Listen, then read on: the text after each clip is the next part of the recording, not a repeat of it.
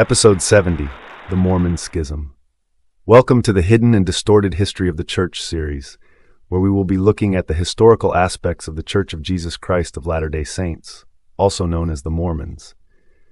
In this series, I will try and inform those unaware of the true facts of Mormon history. Recap. Last week, we dive into the dramatic final hours of Joseph Smith's life. Did he secretly order the Nauvoo Legion to break him out of Carthage jail? Were Joseph and Hiram armed? And if so, why has that story been downplayed? And how exactly did Joseph Smith meet his end? This week, we dive into the bold and often overlooked plans of the Council of 50 to relocate the Saints to Texas, revealing that church leaders were already preparing to abandon Nauvoo well before the battle for Nauvoo ever began. We'll uncover the political intrigue behind Sidney Rigdon's dramatic bid for control, the Quorum of the 12's power play, and the scramble for leadership among other high-ranking figures after Joseph Smith's assassination. Succession, schism, and secret negotiations. This episode pulls back the curtain on a turning point in Mormon history. You don't want to miss it. Part 1. Plans for a migration. In July 1844, shortly after the death of Joseph and Hiram Smith, the Quorum of the 12 Apostles issued an official proclamation urging church members to fully commit to the law of tithing, which had been introduced earlier but not consistently enforced. The Quorum of the 12 Apostles, led by Brigham Young following Joseph Smith's death, instructed the members to immediately donate a tenth of all their property and money to the church, then continue to pay a tenth of their income from that time forward. By 1844, the church was burdened with significant debt from the construction of the Nauvoo Temple and Nauvoo House, upkeep of the printing press, militia, and public works, and ongoing legal defense costs for Joseph Smith and other leaders. With Joseph's death and the anticipated decline in donations without his leadership, the July 1844 tithing proclamation was issued as a critical measure to stabilize church finances and ensure its continued operation.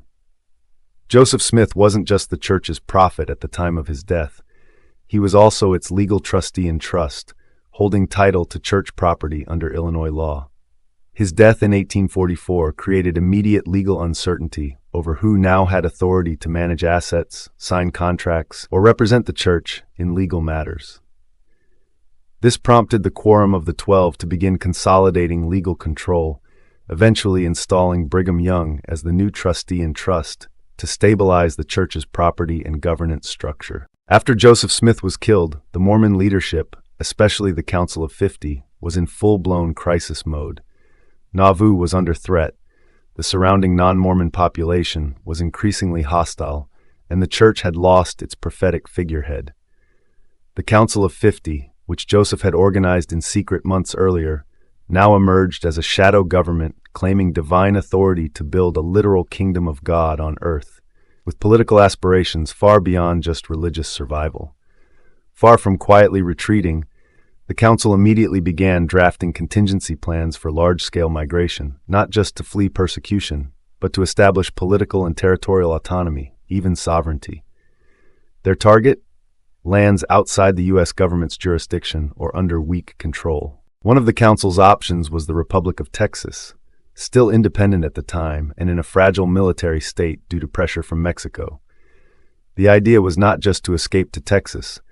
It was to carve out a Mormon-run state within it, essentially a theocratic zone under the control of the Council of 50. The council sent Lucian Woodworth, a close Smith associate nicknamed the Prophet's Jackass by some contemporaries, as their unofficial ambassador to Texas. His mission was radical: negotiate with President Sam Houston to offer Mormon military assistance in Texas's border conflict with Mexico. In exchange, the Mormons demanded 3/5 of Texas, an enormous swath of land where they could relocate the Saints and essentially build their own autonomous religious political empire. This wasn't symbolic. The Mormons, via the Council of 50, genuinely believed they could operate as a sovereign body, with a prophet king at its head and God's law above the Constitution. Joseph Smith had just run for U.S. president and preached that democracies were corrupt and temporary. These discussions were not public. Most Latter-day Saints in Nauvoo had no idea that their leaders were offering to send them to Texas, Oregon, or Mexico as religious colonists. The secrecy highlights just how top-down and authoritarian the leadership had become. Unsurprisingly, the proposal went nowhere. Houston may have entertained it out of politeness, but it was geopolitically absurd. The idea that a persecuted religious group of a few thousand could swing the Mexican-American power balance and then claim the majority of Texas was frankly delusional. It was a movement seeking to replace the U.S. system with its own, guided by prophetic rule, divine law, and authoritarian control. The July 1844 Texas proposal illustrates just how radical and politically ambitious the Council of 50 was, and how close the LDS movement came to becoming a full-blown militant separatist theocracy, not just a church on the run. This wasn't a desperate plea for asylum. It was a power move. Part 2. A fight for power and control. On August 3, 1844, Sidney Rigdon, one of the original First Presidency counselors and a longtime associate of Joseph Smith, returned to Nauvoo just weeks after the assassination of Joseph and Hiram Smith. His arrival reignited a succession crisis already brewing in the wake of Smith's death.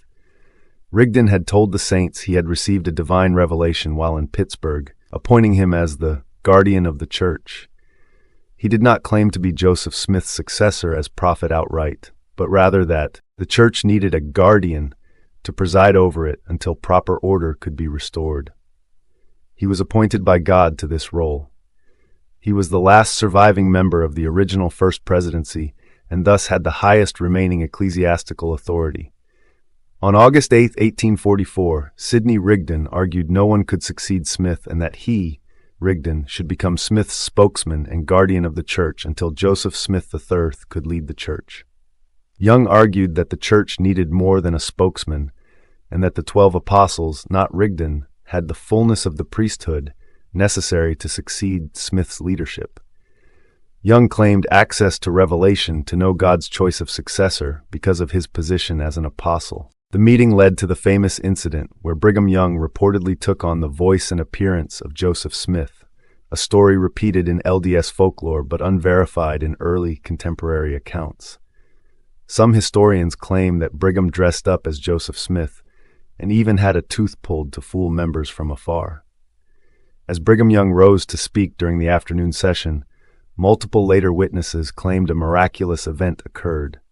His voice sounded exactly like Joseph Smith's, and some reported that his face, mannerisms, and even stature briefly transformed to match the martyred prophet. According to these accounts, Young's gestures mimicked Joseph's so precisely that many in the congregation felt as if Joseph had returned from the dead to endorse Brigham. One woman recalled seeing Joseph standing in his place, while others described being struck with awe, claiming the resemblance was so exact they wept openly. The effect was so powerful, some said, that a whisper of recognition swept through the crowd. The mantle of Joseph has fallen upon Brigham. Some testimonies even claim people heard Joseph's voice come out of Young's mouth. However, these detailed reports did not appear in writing until the 1850s and later, and no contemporaneous journals or meeting records mention anything unusual happening that day. Other contenders quietly emerged during this volatile period. James Strang, a recent convert, claimed he had been appointed by Joseph Smith through a letter dated just days before the martyrdom, and even reported discovering a set of buried brass plates to validate his prophetic call. William Marks, president of the Nauvoo stake, was seen by some as a natural successor due to his leadership position, though he hesitated to assert himself and later aligned with Emma Smith's vision of lineal succession. Samuel Smith, Joseph's brother and the church's first missionary, was rumored to have been a favored successor but died unexpectedly in July under suspicious circumstances. Others, like Lyman White and George Miller, pushed alternative claims based on visions or personal authority, but none gained wide traction. These competing voices reflected a fractured church struggling to define legitimacy in the prophetic vacuum Joseph left behind. Young began acting as the church's president afterwards, though he did not yet have a full presidency. No one documented this claim at the time, including in detailed contemporary meeting notes and journals. The first accounts of the Transfiguration don't appear until the 1850s, 1860s, well after Brigham had consolidated power. The majority of the church sided with Brigham Young and the 12. Rigdon was later excommunicated in September 1844, forming his own rival sect, the Rigdonites, based in Pittsburgh. I hope you learned something new. Smash that like button, hit subscribe, and follow for more no-fluff ex-Mormon content that cuts through the faith-promoting fog. Please watch for future videos, and thank you so kindly for watching. This is the Ex-Mormon Informant signing off for the day.